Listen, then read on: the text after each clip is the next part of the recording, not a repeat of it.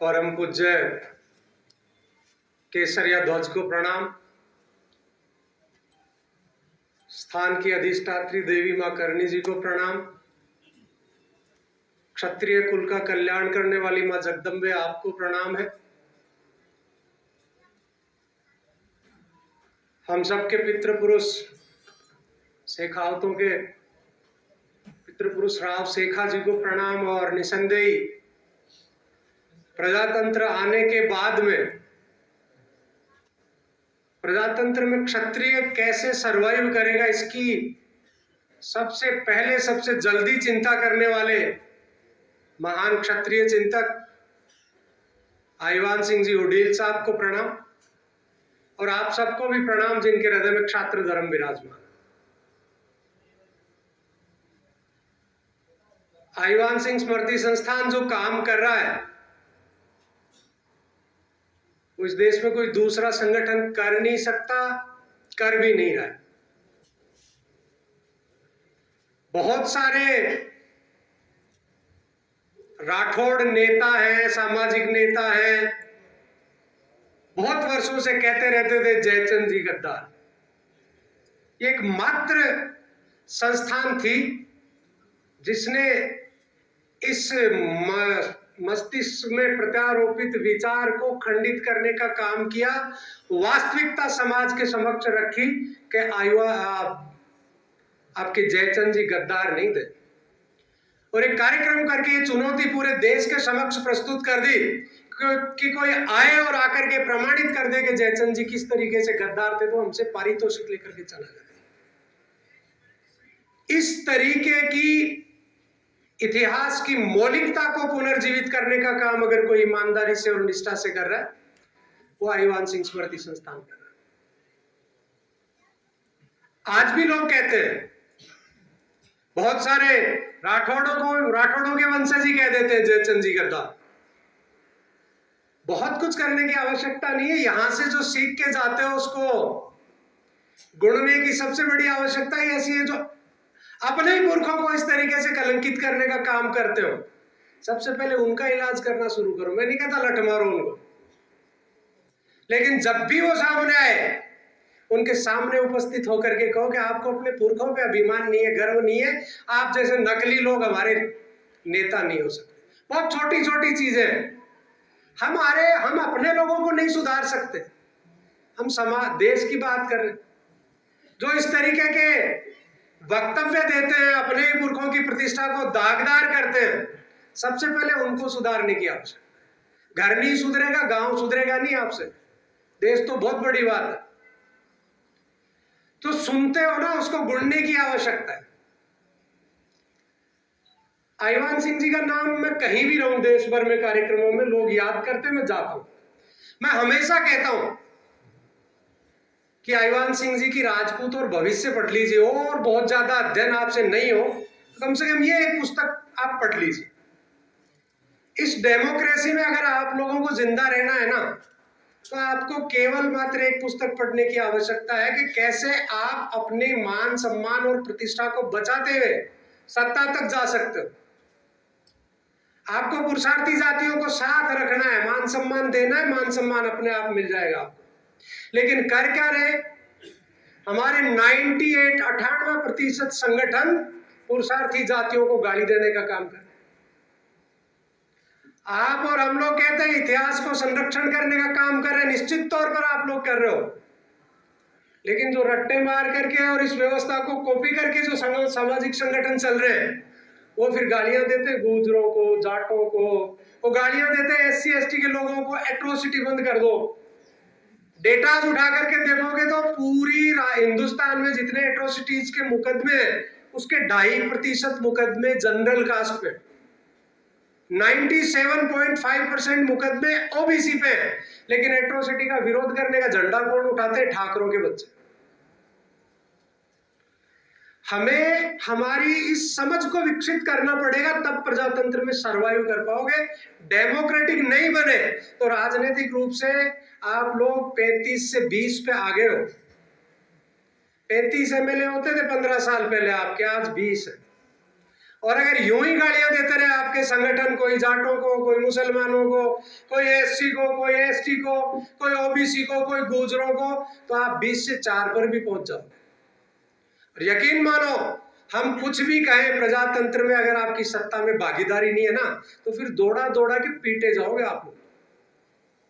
मुसलमानों ने मार मार के मुसलमान बना लिए थे हिंदुओं को, और अब आपको मार मार के हिंदू बनाएंगे जो आप हो नहीं, और कई तो जबरदस्ती बने हुए। हमें हमारे स्वधर्म का ज्ञान नहीं होगा, ऐसी व्यवस्थाओं में, ऐसे कार्यक्रमों में हम लोग नहीं जाएंगे, तब तक हमें ये ज्ञान ही नहीं होगा कि हमारा स्वधर्म क्या है। और जब तक स्वधर्म का ज्ञान नहीं है ना, तब तक हम जाति की तो क्या बड़ी बड़ी बातें करते हैं, हम राष्ट्रभक्त हैं, हमसे बड़ा कोई राष्ट्रभक्त है ही नहीं, राजपूतों से बड़ा। निश्चित तौर पे नहीं है, लेकिन ये रटी रटाई 4 लाइनें बोल देने से काम नहीं चलने वाला है।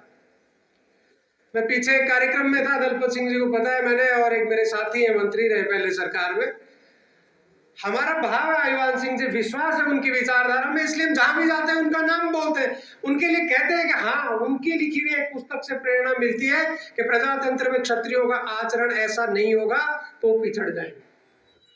एक लेटर निकाला गया उसके बाद में, और हमारे उस विचार को दूषित करने का प्रयास किया गया कि कुछ लोग आईवान सिंह जी का नाम लेकर के हमें टारगेट करते।